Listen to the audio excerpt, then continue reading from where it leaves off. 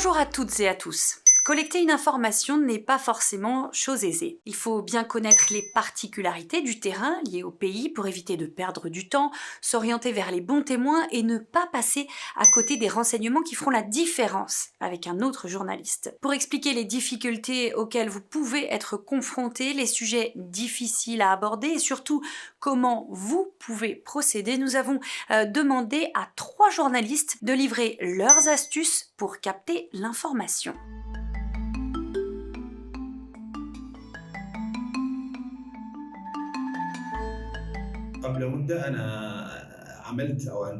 Il y a quelque temps, j'ai produit une enquête sur la façon dont les eaux usées lourdes ou eaux lourdes étaient jetées dans les rivières, inclus l'eau des hôpitaux, avec toutes les maladies et déchets qu'elles renferment. Elles étaient directement déversées dans le Tigre et du Tigre aux habitations, en passant par la municipalité de Bagdad, qui est également responsable de cette eau lourde. En contrepartie, comment le gouvernement a-t-il fait face à cette pollution environnementale ? Il a mis fin, il y a quelque temps, à l'existence du ministère de l'Environnement en le fusionnant avec le ministère de la Santé, lorsqu'en fait ce ministère existait et surveillait les violations environnementales en veillant à améliorer l'environnement. D'un autre côté, nous avons constaté que le gouvernement s'apprêtait déjà à annuler ce ministère, sous prétexte de rationaliser les dépenses et de les intégrer en tant que division ou partie ou section du ministère de la Santé. Par conséquent, les problèmes environnementaux sont sans doute le dernier souci des Irakiens, à cause de leurs conditions de vie, notamment sécuritaires. Mais les défis environnementaux sont grands et nous ressentirons bientôt leurs dommages après que ces polluants se soient accumulés dans l'eau, le ciel et les maisons des Irakiens.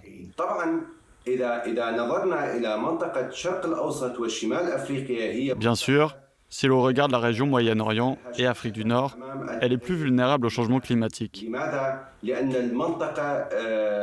Pourquoi ? Parce que la région compte 6% de la population mondiale, alors que les ressources naturelles renouvelables, en particulier l'eau, ne dépassent pas 2%. Ce qui signifie qu'il y a un grand écart entre le pourcentage de la population et le pourcentage des ressources naturelles renouvelables dans la région.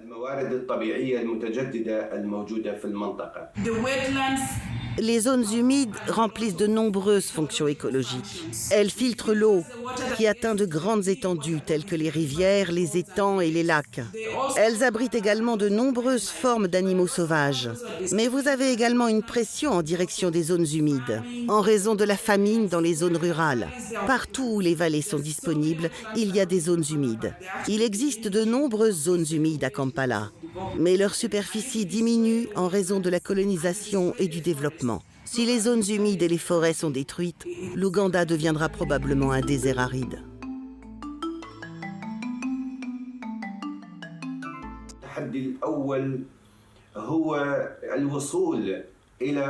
Le premier défi est l'accès aux données scientifiques, ce qui signifie l'accès aux institutions scientifiques. Parfois, les gouvernements n'ont pas de données scientifiques. Et même s'ils en ont, le journaliste a du mal à accéder à ces informations. Parfois, nous journalistes, j'en ai fait l'expérience personnellement, nous devons faire une comparaison entre la mémoire populaire et ce qui se passe actuellement. 500 journalistes ont perdu la vie depuis 2003. Au cours de cette année et depuis le début des manifestations d'octobre de l'année dernière jusqu'à ce jour, il y a eu plus de 500 violations contre des journalistes ou contre des institutions médiatiques, entre enlèvements et meurtres, voire fermeture d'institutions. Lorsque vous voulez enquêter sur une violation, vous vous exposez à des meurtres, des enlèvements, ou être tenu responsable en vertu d'une secte, d'une loi clanique ou de ce qu'on appelle les tribus qui peuvent vous infliger une amende, vous poursuivre et vous tuer. De plus, il n'y a aucune protection pour le journalisme, ni syndicat, ni ministère. Nous sommes très exposés en travaillant dans la presse en Irak. Nous sommes partout comme sur un champ de mines. Même si vous êtes citoyen ougandais, vous aurez besoin d'un traducteur pour vous aider. Car vous savez, l'Ouganda est un pays unique avec 50 groupes ethniques. Donc tous les 80 km environ, à l'extérieur de Kampala, vous rencontrez une tribu différente. Cette tribu peut être une tribu que vous ne connaissez pas ou dont vous ne connaissez pas la langue. Parfois, en tant que journaliste, vous rencontrez des difficultés pour vous rendre à un endroit. Par exemple, entrer dans un camp de réfugiés semble facile, mais il faut passer beaucoup de temps en démarches bureaucratiques.